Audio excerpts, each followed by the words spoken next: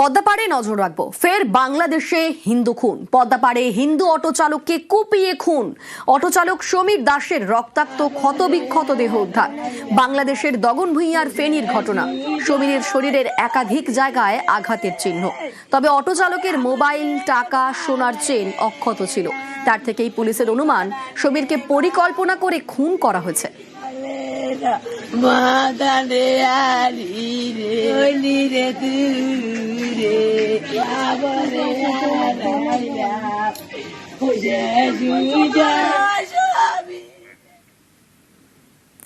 বাংলাদেশে বন্দী হিন্দু সঙ্গীত শিল্পীর মৃত্যু। চিকিৎসায় দেরিতে শিল্পীর মৃত্যুর অভিযোগ। মৃত্যু পাবনার সঙ্গীত শিল্পী প্রলয় চাকির। আওয়ামী লীগের কালচারাল সম্পাদক ছিলেন। গত 16 ডিসেম্বর বাড়ি থেকে শিল্পীকে গ্রেফতার। বৈষম্য বিরোধী আন্দোলনের মামলায় গ্রেফতার।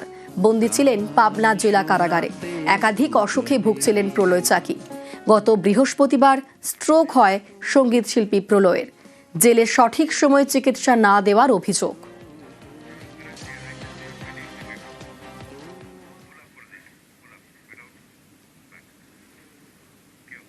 বিসিবির আবেদনে সাড়া দিল না আইসিসি। ভারতে ক্রিকেটারদের নিরাপত্তা নিয়ে সমস্যা নেই, বাংলাদেশ ক্রিকেট বোর্ডকে জানিয়ে দিল আইসিসি। প্রয়োজনে ভারতেই বিকল্প মাঠ নিয়ে ভাবা যেতে পারে। সেক্ষেত্রে ভারতে খেলতে আসার কথা জানাতে হবে বিসিবিকে। ভেন্যু বিতর্কে অসন্তোষের কথাও স্পষ্ট করেছে আইসিসি।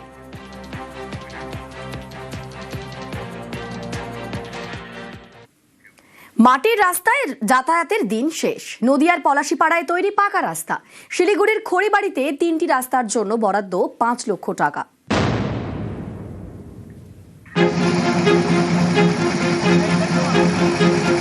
নদিয়ার পলাশীপাড়া, এখানে তৈরি হলো পিচের রাস্তা, যা গ্রামে প্রথম। পলাশীপাড়ার মাঠপাড়া, এখানকার 1 কিলোমিটার রাস্তা দীর্ঘদিন ধরে বেহাল। জায়গায় জায়গায় খানাখন্দে ভরা। বর্ষায় যাতায়াত করা যায়, তাই পাকা রাস্তা তৈরির দাবি ছিল দীর্ঘদিনের। সেই মতো উদ্যোগ নেয় নদিয়া জেলা পরিষদ।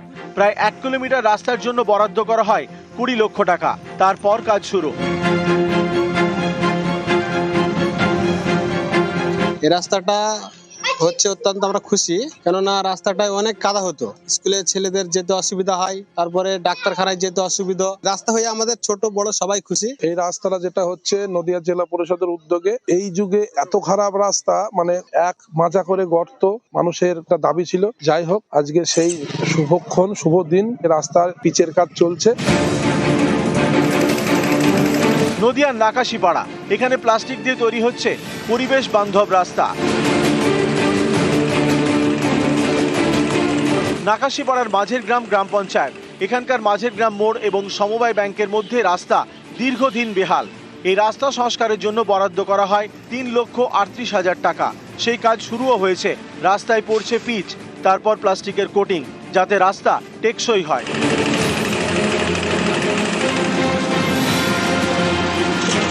অনেকদিন থেকেই খারাপ অবস্থায় ছিল। এখন পঞ্চায়েত থেকে উদ্যোগ নিয়ে রাস্তাটা হচ্ছে, খুবই ভালো হচ্ছে। জনসাধারণের সুবিধাও হবে যাতায়াতের। পঞ্চায়েত ও গ্রামোন্নয়ন দপ্তরের উদ্যোগে বিশেষ প্রযুক্তি ব্যবহার করে পিচের রাস্তার উপরে প্লাস্টিক ল্যামিনেশন দেওয়া হচ্ছে। এই প্লাস্টিকটা এই ব্লকেরই যে সমস্ত প্লাস্টিক বর্জ্য বিভিন্ন জায়গায় জমা হয়, সেগুলোকে সংগ্রহ করে আমাদের ব্লকের প্লাস্টিক ওয়েস্ট ম্যানেজমেন্ট ইউনিটে সেখান থেকে প্লাস্টিকের দানা তৈরি করে সেই দানাকে এই রাস্তার কাজে ব্যবহার করা হচ্ছে। এই প্রযুক্তিতে কাজ এই জেলাতে নতুন শুরু হয়েছে এবং আরও এই ধরনের কাজ এই পঞ্চায়েতের ছাড়াও অন্যান্য পঞ্চায়েতে বিভিন্ন জায়গায় হবে।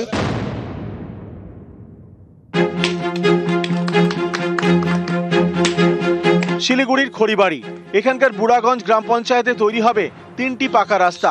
এর জন্য বরাদ্দ করা হয়েছে প্রায় 5 লক্ষ টাকা। পঞ্চায়েত প্রধানের দাবি, আমাদের পাড়া আমাদের সমাধান প্রকল্পের আবেদনের 4 মাসের মধ্যে রাস্তার কাজ শুরু হচ্ছে, যার শিলান্যাস হয়ে গেল। এই রাস্তাগুলি দীর্ঘদিনের মানুষের দাবি ছিল। বর্ষার দিনে খুবই অসুবিধা হয়, বাচ্চা কাচ্চারা স্কুলে যেতে পারে না। তাদের সুবিধার্থের জন্য মাননীয় মুখ্যমন্ত্রী স্বপ্নের প্রকল্প আমাদের পাড়া আমাদের সমাধানের মাধ্যমে শুভ শিলান্যাস করা হলো। অসংখ্য ধন্যবাদ মাননীয় মুখ্যমন্ত্রীকে। নিউজ 18 বাংলা। মাথাভাঙায় লোকালয়ে 18 হাতি। ঘন কুয়াশায় পথ হারিয়ে লোকালয়ে। মাথাভাঙা বড়শৌলমারি এলাকায় রীতিমতো আতঙ্ক। আমাদের সঙ্গে রয়েছেন প্রতিনিধি রাজেশ। রাজেশ, কি অবস্থা এখন?